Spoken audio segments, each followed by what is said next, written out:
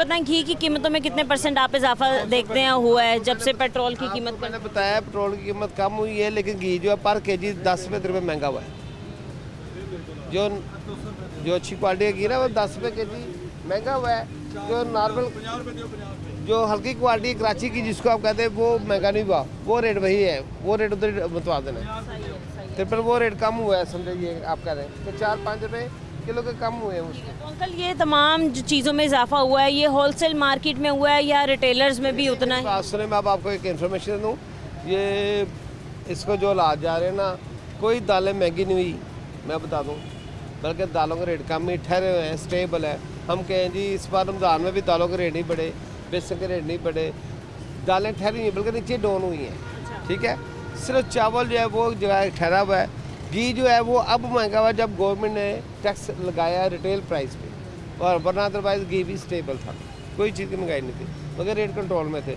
जो government rate बेच रही है वो रिटेल का दुकानदार भी। जब तमाम चीज़ें आप ये बता रहे हैं कि कंट्रोल हैं या बढ़ी नहीं या कम हो गई, तो फिर लोगों की कुव्वत ख़रीद क्या कम हो गई है या कुव्वत उनकी सकत इतनी नहीं रही कि वो तमाम चीज़ें जो हैं वो ख़रीद लें, इतनी महंगाई हो गई है? एक बात सुने, ये इसमें ऑल ओवर हर चीज़ आ जाती है। आप खाली ये ना देखें कि इंसान ने खाना ही है, इसमें आप ये देखें कि इंसान के और बड़े मामला थे घर में, खाली खाना पीना नहीं है, बिजली का बिल है। ठीक है, अगर आप बिजली का बिल इतना महंगा करते हैं, गरीब आम का क्या करें बताएं।